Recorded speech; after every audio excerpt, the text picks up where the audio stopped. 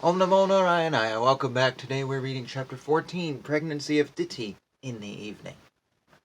Sukadeva Goswami said, after hearing from the great sage Maitreya about the Lord's incarnation as Varaya, Vidura, who had taken a vow, begged him with folded hands to please narrate further activities of the Lord, since Vidura did not yet feel satisfied. Sri Vidura said, O chief among the great sages, I have heard by disciplic succession that Hiranyaksha, the original demon, was slain by the same form of sacrifices, Lord Boar. What was the reason, O Brahmana, for the fight between the demon king and Lord Boar while the Lord was lifting the earth as his pastime? My mind has become very inquisitive, and therefore I am not satisfied with hearing the narration of the Lord's appearance. Please, therefore, speak more to a devotee who is faithful. The great sage Maitreya said, O warrior, the inquiry made by you is just befitting a devotee because it concerns the incarnation of Lord Vishnu. He is the source of liberation from the chain of birth and death for all those who are otherwise destined to die. By hearing these topics from the sage Narada, the son of King Uttanapada, was enlightened regarding Lord Vishnu, and he ascended to the abode of the Lord, placing his feet over the head of death. The history of the fight between the Lord as a boar and the demon was heard by me in a year long ago, as it was described by the foremost of the demigods, Brahma, when he was questioned by other demigods. Diti, the daughter of Daksha, being afflicted with sex desire, begged her husband, Kashyapa, the son of Maritsi, to have intercourse with her in the evening in order to beget a child. The sun was setting, and the sage was sitting in trance after offering oblations to the Supreme Personality of Godhead, whose tongue was the sacrificial fire. In that place the beautiful Diti expressed her desire. O learned one, Cupid is taking his arrows and distressing me forcibly, as a mad elephant troubles a banana tree. Therefore you should be kind towards me by showing me complete mercy.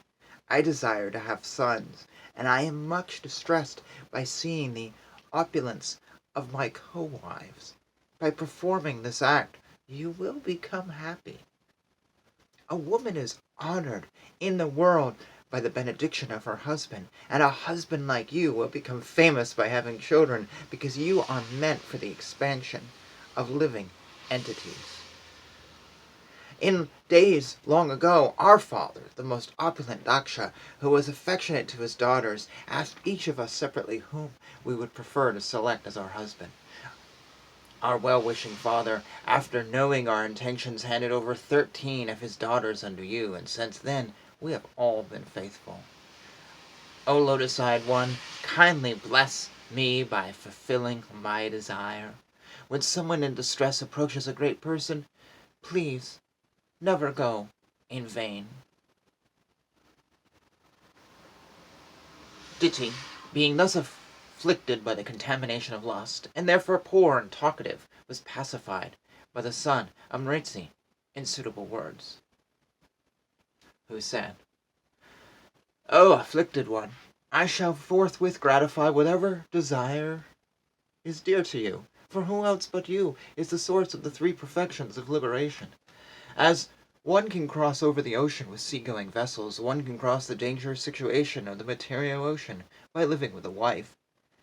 A wife is so helpful that she is called the better half of a man's body because of her sharing in all the auspicious activities. A man can move without anxiety, entrusting all responsibilities to his wife. As a fort commander very easily conquers invading plunderers by taking shelter of a wife, one can conquer the senses, which are uncontrollable in other social orders. My queen of the home, we are not able to act like you, nor could we repay you for what you have done. Even if we work for our entire life, or even after death, to repay you is not possible, even for those who are admirers of personal qualities. Even though it is not possible to repay you, I shall satisfy your sex desire immediately, for the sake of begetting children. But you must wait for only a few seconds, so that others may not reproach me.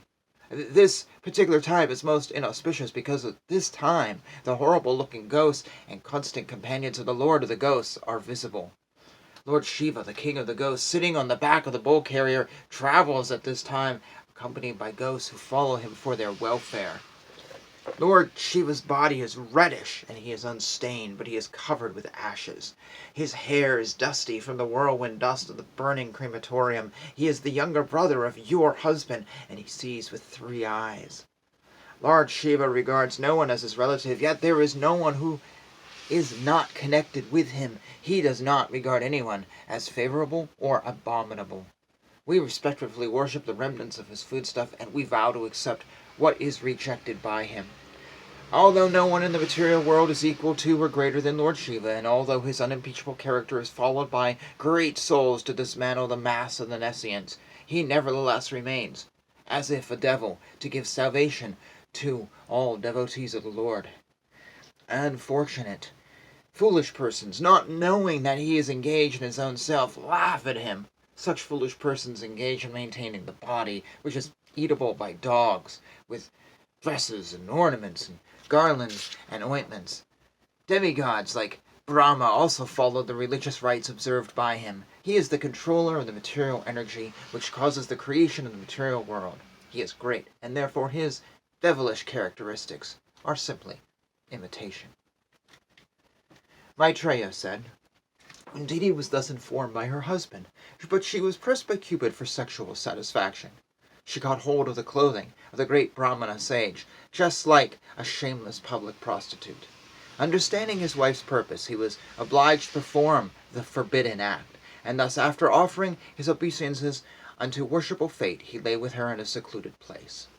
Thereafter the Brahmana took his bath in the water and controlled his speech by practicing trance, meditating on the eternal effulgence and chanting the holy Gayatri hymns with his mouth. Diti, after this, went nearer to her husband, her face lowered because of her faulty action, and she spoke as follows. My dear Brahmana, kindly see that my embryo is not killed by Lord Shiva, the Lord of all living entities, because of the great offense I have committed against him. And let me offer my obeisances unto the angry Lord Shiva, who is simultaneously the very ferocious great demigod, and the fulfiller of all material desires. He is all auspicious and forgiving, but his anger cannot be immediately move him to chastise. Let him be pleased with us, since he is my brother-in-law, the husband of my sister Sati. He is also the worshipful lord of all women. He is the personality of all opulences and can show mercy towards women, who are excused even by the uncivilized hunters. Maitreya said, The great sage Kashyapa thus addressed his wife, who was trembling because of fear that her husband was offended. She understood that he had been dissuaded from his daily duties of offering evening prayers, yet she desired the welfare of her children in the world. The learned Kashyapa said, Because of your minds being greatly polluted, because of the defilement of the particular time, because of your negligence of my directions, and because of your being apathetic to the demigods, everything was inauspicious. O haughty one, you will have 2 contentious sons born of your condemned womb. Unlucky woman, they will cause constant lamentations at all the 3 worlds. They will kill poor, faultless living entities, torture women, and enrage the great souls. At that time, the Lord of the universe, who is the well-wisher of all living entities, will descend and kill them, just as Indra smashes the mountains with his thunderbolts. Diti responded, It is very good that my sons will be magnanimously killed by the arms of Lord Vishnu with his Sudarshana weapon. O my husband, may they never be killed by the wrath of the Brahmana devotees. A person who is condemned by a Brahmana who is always fearful to other living entities is not favored either by those who are already in hell or those in the species which he is born. Her husband responded, Because of your lamentation, penance, and proper deliberation, and also because of your unflinching faith and your adoration for Lord Shiva and me, one of the sons of your son will be an approved devotee of the Lord, and his fame will be broadcast equally with that of Lord Vishnu. In order to follow in his footsteps, saintly persons will try to emulate his character by practicing freedom from animosity, just as the purifying processes rectified gold of inferior quality. Everyone will be pleased with him because Lord Vishnu is always satisfied with a devotee who does not wish for anything beyond him. The topmost devotee of the Lord will have expanded intelligence and expanded influence, and will be the greatest of the great souls. Due to mature devotional service, he will certainly be situated in transcendental ecstasy and will enter the spiritual sky after quitting this material world. He will be virtuously qualified reservoir of all good qualities. He will be jolly and happy in others' happiness, distressed in others' distressed, and will have no enemies. He will be a destroyer of the lamentation of all the universes, like a pleasant moon after a summer sun. Your grandson will be able to see inside and outside the Supreme Personality of Godhead, whose wife is the beautiful goddess of fortune. The Lord can assume the form desired by the devotee.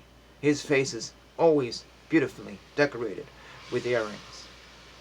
The sage Maitreya said, hearing that her grandson would be a great devotee and that her sons would be killed by Krishna, Diti was highly pleased in mind.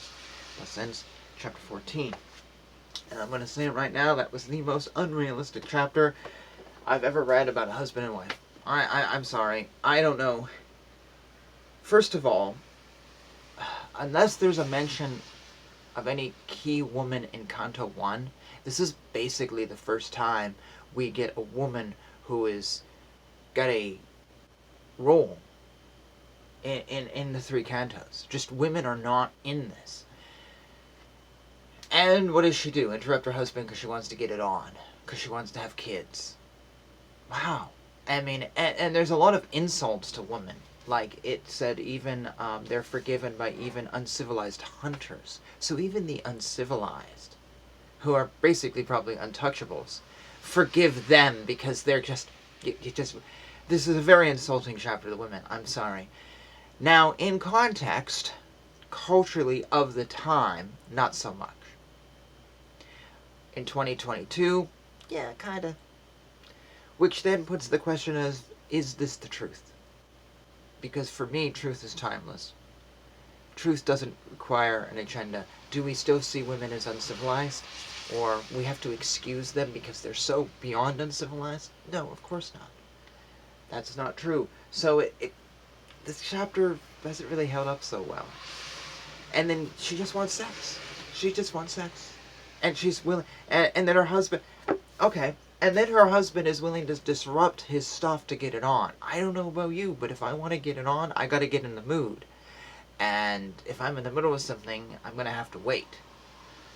Then get in the mood. And then I'm probably not going to be in the mood. So he should have just said, let's do it tomorrow night. Or let's do it in the morning or something. I don't know. He tossed her off, and then he condemns her. Absolutely condemns her. Your children are going to die, and they're going to be losers. They're going to be evil. Wow.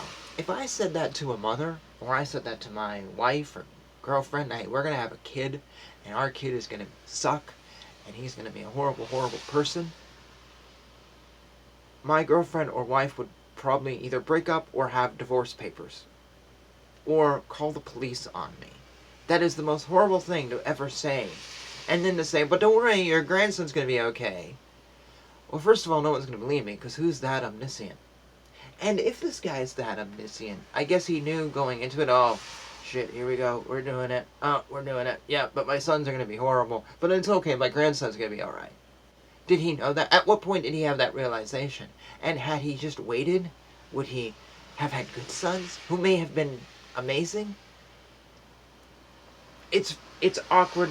It's bad. It treats women horribly. I'm very sorry about... This is not...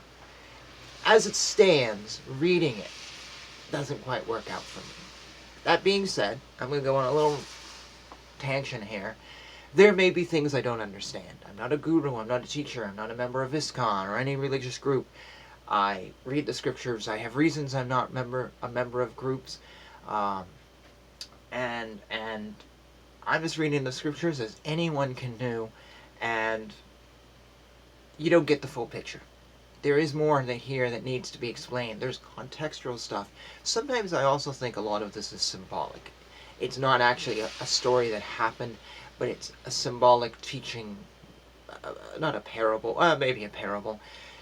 And sometimes I think that even if this is actually something that happened, there is more here to be discerned. But I'm just reading a full chapter. I mean, you could go through this sentence by sentence. You could go through all of this sentence by sentence, every one of these cantos, and it'd be a lifetime of study. And some people say you should do that. So some people say that you should just read a little bit, like study that one line, forget about the rest. And you don't need the rest. And I've actually seen studying that one line is all it takes, and just ignore it. I'm obviously not doing that here. And you can criticize me if you want, and that's fine. I had a yearning to read the scriptures. I didn't. I've been studying Hinduism for 20 years. I've studied other religions. I've studied Buddhism and practiced in the San Francisco Zen Center. But honestly, I've yet to read the Prabhupada, and I'm not really, it's not happening, you know. But I had a yearning to read this and other things. It just was like I had to. I felt like my spirituality couldn't go any farther. So if you want to critique me for not taking one sentence and studying on it, I'm just going to say, I feel that this is what I've been called to do. That's my little tangent. But I also understand that by reading all of this, while I am getting this knowledge, I am missing things. And I also am not here trying to teach you or I'm just trying to share with all of you who may want to delve into this. And so I know that there's a lot being missed here. I'm not a hypocrite. I'm not saying, well, now I've read it, I know everything. Far from it, not even close.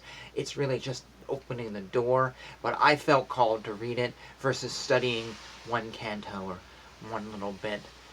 And I actually just saw something the other day where someone was like, yeah, you only have to read 3 cantos. You don't have to read the whole thing. But for me, I feel called to do this. And to live with the sense of lack of understanding, because the lack of understanding I have now is better than where I felt I was before. I just feel profound change reading this stuff. I hope you do too. That's my little tangent. Thoughts, comments, questions on anything in this video. Absolutely. You know how to do it. Whatever you want. Or if you have something that's a little hot, feel free to PM me. You can also, also completely disagree. I'm fine with that. The only thing I don't keep on my channel is spam. If you're going to spam it, I will delete the comment. But other than that, be my guest. Share, teach, whatever. And yeah, we're just going to end it there. And thanks for hanging out with me. Hare Krishna, Krishna, Krishna, Hare, Hare, Hare Rama, Rama, Rama, Hare, Hare.